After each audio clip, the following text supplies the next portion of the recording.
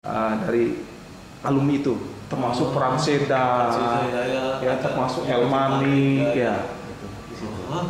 Itu tentara pelajar itu dengan maju tak gentar itu terbakar mereka, bahkan bisa menguasai di perempuan. Jadi musik itu ternyata bisa jelas musik pun ada, ya. Bisa membangkitkan itu.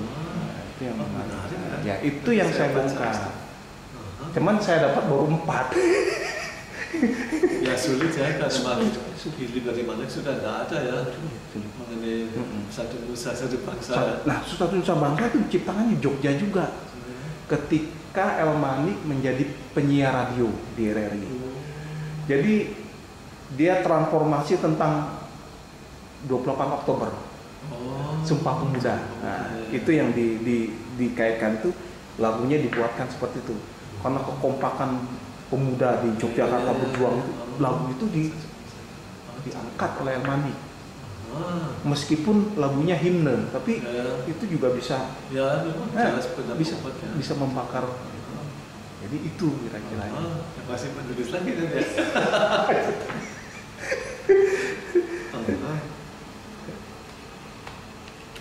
Saya mau foto dulu. Bentar.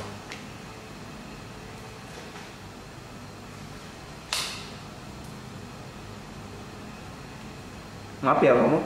Ya, monggo. Ya. Jadi saya mau bertanya ini, Romo. Ya. Jadi pertama itu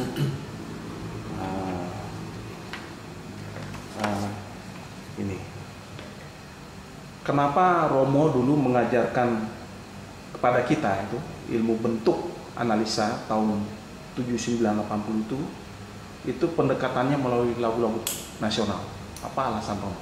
Ya, pertama-tama saya ditugaskan karena waktu itu Pak Jasmin minta Pak Jasmin dulu ya, betul ya, Pak Sascaryo untuk mengajar karena tidak ada dosen, dan saya mengatakan ya coba-coba ya.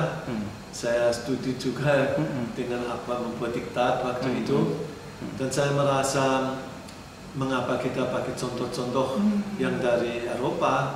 Tapi mengapa tidak berbangga pada lagu yang dikenal di sini, lagu nasional, lagu perjuangan. Memang analisa sonata yang mesti memakai juga musik Beethoven dan Mozart. Tetapi titik pangkal sebenarnya mengenai bentuk A dan AB dan AB, A dan itu, ini sudah jelas contohnya banyak di sini. Dan saya rasa itu respons juga baik, siswa waktu itu menangkap dengan baik, dan saya merasa terdukung bahwa ini jalan yang benar. Waktu membuat PR ya memang saya rasa penting ada PR, dan saya rasa menarik karena lagu-lagunya sudah dikenal, dan dengan demikian makin dikenal dengan membuat analisa, melihat motif-motif, melihat bentuknya, dan dengan demikian terbuka mata yang lebih mudah daripada kita pakai lagu asing itu dari luar. Memang bagi saya juga, saya belajar banyak ya mengenai musik Indonesia, dan saya merasa tertarik ya, bukan karena ditugaskan, tapi sendiri menemukan ilmu juga ya dengan mempersiapkan itu semua. Ya kira-kira begitu jawabannya. Lagu ini saya pernah dengar, lagu Garuda Pancasila itu memang pernah Romo ngerekam di TVRI itu, pernah? Maksudnya tidak. Garuda Pancasila yang di TVRI. Ya, memang. Di TVRI merekamnya saya rasa belum. Tapi di TVRI itu pernah disiarkan, katanya dengan saya. Dari bisa Sibutegi ya dulu pernah membawanya itu. Dan itu disiarkan setiap hari di TVRI. Itu. Mungkin tapi saya tidak ingat ya. Betul. Memang pada waktu itu kita juga banyak melatih dan banyak memakai lagu nasional dengan vokalis Sonora itu. Itu mungkin waktu itu. Tapi kemudian memang beralih kepada budaya itu dalam arti yang Jawa atau Flores apa yang namanya inkulturasi itu. Inkulturasi yang saya baca. Maka yang masih gaya barat sedikit diundurkan. Maka mungkin saya lupa ya bahwa ini Iya, dulu iya. kita, tapi jelas waktu itu kita merekam juga lagu-lagu Molanan dan lagu-lagu Indonesia ya. Iya, iya, betul. Itu pernah tahun 70-an itu sudah. Ya, itu ya. Jadi apakah Garuda Pancasila termasuk di situ? Iya, Saya iya. sekarang tidak ingat, tetapi bisa jadi ya. Iya. Karena ada beberapa teman saya itu seperti ada berapa yang mahasiswa ambil waktu itu juga diajak untuk nyanyi itu. Oh. Dan di TVRI itu paduan suaranya masih murni lah sih. Tapi sekarang sudah nggak pernah lagi. Dulu waktu Ya memang setiap pembukaan TVRI itu. Betul ya. Ya, dulu saya tidak tahu apakah sekarang masih ada. Dulu ada apel juga pada Senin pagi. Iya itu. Betul. Betul. Untuk siap-siap ya. Iya. Dan waktu itu memang dinyanyikan lagu-lagu. Iya betul. Berjemaah umat. Apakah sekarang juga masih Masih sampai sekarang masih teman dalam waktu-waktu tertentu saja. Misalnya dari besar nasional gitu aja. Masih dilakukan. Ya dulu memang saya juga ikut di situ ya. Ya. Nah ini menurut Romo ini lagu-lagu nasional sekarang ini apakah masih cocok untuk di Indonesia saat ini dalam kondisinya?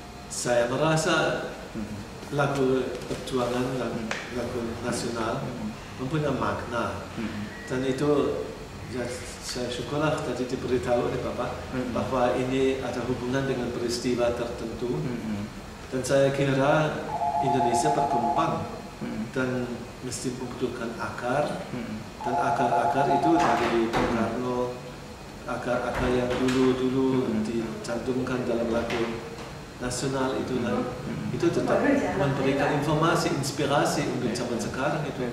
Karena saya kira salah satu kesulitan Indonesia adalah persatuan. Persatuan itu ya. Adalah untuk menjadi demokrasi. Ya, itu tidak mudah ya. Tidak mudah. Mungkin unsur Pancasila dan semua itu adalah suatu dasar yang saya kira tetap relevan untuk zaman sekarang.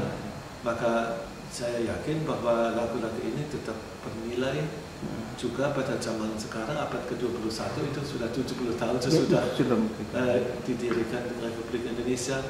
Saya kira syukurlah kita punya lagu-lagu itu. Syukurlah kalau tetap dipakai karena dibutuhkan suatu identitas dan itu saya kira lagunya bagus-bagus dan mampu membuat semangat juga zaman sekarang. Syukurlah kalau tetap begitu. Syukurlah juga direkam ulang.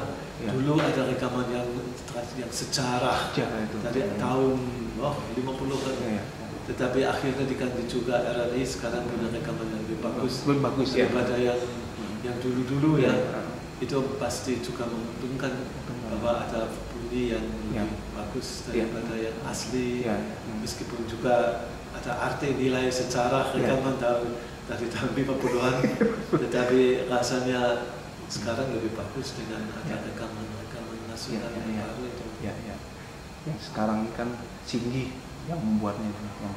Memang itu dan saya kira tetap relevan itu dalam arti menyemangati orang zaman sekarang ini juga. Iya betul. Karena lagunya punya gaya, punya semangat itu. Dan saya kira cocok sekali untuk juga zaman sekarang ini. Terima kasih loh.